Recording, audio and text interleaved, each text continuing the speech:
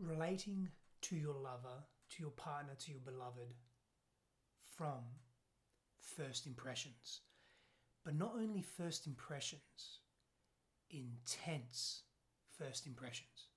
So when you get together with someone, generally, it's pretty healthy, it's pretty connected. There's excitement there, there's this joy to be together, there's curiosity, there's a heightened sex drive, there's hormones that are flying around, there's joy and love in being in each other's presence, there's this yearning and deep desire, right? That's not the first impressions I'm speaking about. I'm speaking about the first impressions when that hormonal dust settles, when you get to know each other at a deeper level, when you're more comfortable with each other. As you become more comfortable with each other, you begin to show aspects of yourself that you never quite showed before. It begins to change a little bit. Now you show your agitation or frustration. Now the judgments that you may have about other people leak out. Now your quote unquote laziness comes through a little more. Or some of those habits that you have, those idiosyncrasies that you once hid because you wanted to perceive yourself to be perfect, they begin to shift and change. And then the dynamic completely changes as well, right? And in that dynamic changing, what's often happening is more of you is being revealed, a more whole version of you, and the shadows start coming out. The aspects of self that you don't like about you, because you're getting more comfortable, you're seen, you have this perception, maybe illusion, belief, understanding that you are really safe in front of this person, and to some extent you absolutely are, and to another extent there's parts of you that doesn't feel safe.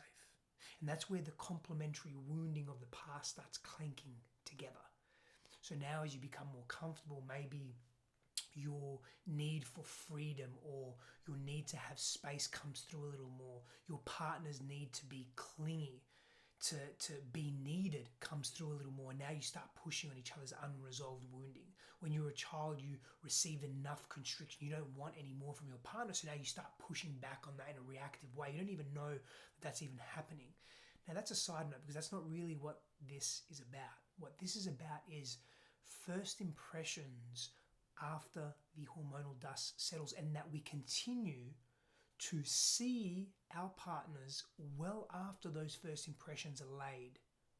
Let me explain. So you've been with someone for a number of years, maybe call it 10 years, 5 years, 3 years. Now when you first had that intensified blow up or that intensified argument or conflict or difficulty that you faced together, and you saw your partner behave in a particular way, and that was followed by a habitual pattern of that very similar behavior that was intense. Maybe they were aggressive in their tone, maybe they were abrasive, maybe they were condescending, maybe they had these double standards, and that played out for a while. Now let's assume that they've actually shifted that a great deal. Maybe they've done their work around that, conscious, aware work around that. Maybe you've done couples counseling together or therapy, or maybe they're just in their own awareness around their own abrasiveness or double standards or condescending nature. My hands up, I can be like that sometimes. When I'm under pressure, when I feel upset or overwhelmed, when I don't even really like that word overwhelmed, I have a charge around that word, and that actually causes me to behave and act in a particular way. That's a side note. But if I have a lot on, or I'm just in a bad mood, I have a tendency sometimes to be moody. I can be condescending, or I can be minimizing in my energy, in my emotions and my interactions, particularly with my beloved, because I'm so comfortable with her. Now, has that shifted over the years? Massively. Massively. Have I improved upon that? Massively. But it got me thinking. This morning we were having a discussion. It wasn't an argument. It was an intense discussion, and we were just sharing our points of difference, but we're doing it in a really beautiful, respectful way. Doesn't always happen like that. Most of the time it does though. And this was one of those occasions. We were just really sharing vulnerably and openly and just expressing our points of view without this massive emotional charge. And Christine was pointing out some things about me and attributes of my behavior, and it got me thinking. I thought, okay, yes. And then I said to her, are you still seeing me how you once saw me when we first got together, or around when we first got together?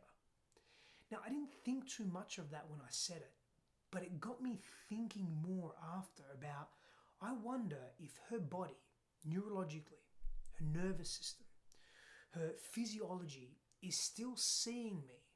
And this is more unconscious than it is conscious, in a way that she once saw me that was a shock to her, because we all know that we register shock in a very profound way in our body. So if something is intense, if we have an emotional or relational intensified interaction, communication experience with someone, what tends to happen is that registers in our nervous system, it registers in certain parts of our brain to then forewarn us if it arises again. And I'm wondering if she's seeing me that way without me often being that way, and not even as nearly as intense as I was, but that taints her perception of who I am today, and the body takes the mind into the past to warn her. I started thinking about it, but then I started thinking about, what about me? How do I see people in the past? Am I still tainting them or painting them with the same brush, the same tone that they once were? And if I'm doing that, am I not just bringing their past into the present, even if they've made significant changes in their behavior and in their expression and being in the world? Now, by no means are Christine and I perfect, or I perfect. I know I have behavioral, we'll call them faults or deficits. I know I can improve on how I show up to myself and to others. That's a given. I can be arrogant at times. I can be so stubborn. I can be entrenched in my beliefs. I can still sometimes come from a charge, particularly around if I'm feeling restricted in my movement or expression. My go-to strategy is to get abrasive and to get defensive and to get big and loud and, emotionally volatile. That's how I protected myself in the past, and at times that can still come through. But I wonder, as we make changes, there are parts of people in our lives that don't want to see us change, because the unknown is even more unsafe than the volatile known. And so I wonder if we just continue to relate to each other from previous intensified experiences in order to safeguard ourselves and protect our hearts and keep ourselves quote unquote safe.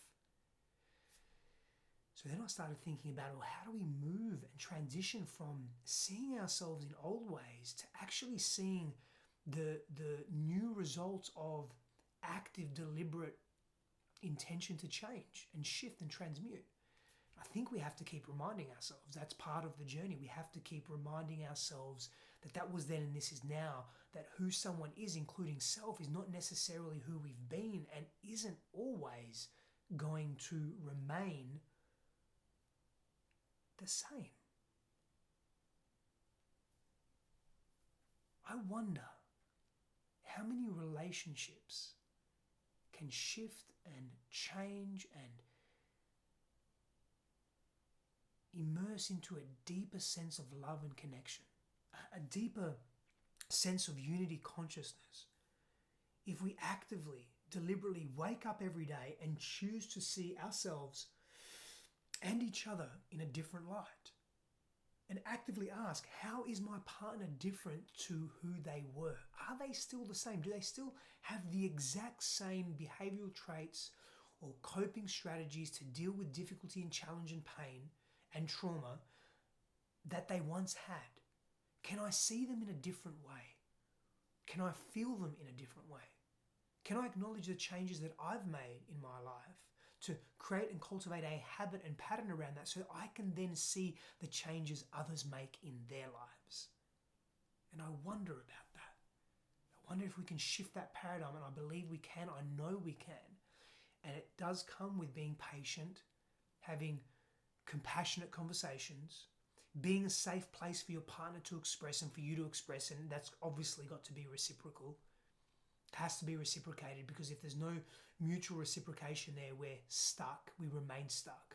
There's no empathetic resonance or loving presence that takes place. The nurturance canal of the body, top of the throat, below the navel, feels unsafe, is constricted, sends messages to the amygdala and other various parts of our brains through the vagus nerve and the ENS, telling us that we're unsafe, and we're just in this unsafe place, seeing the present through the lens of the past.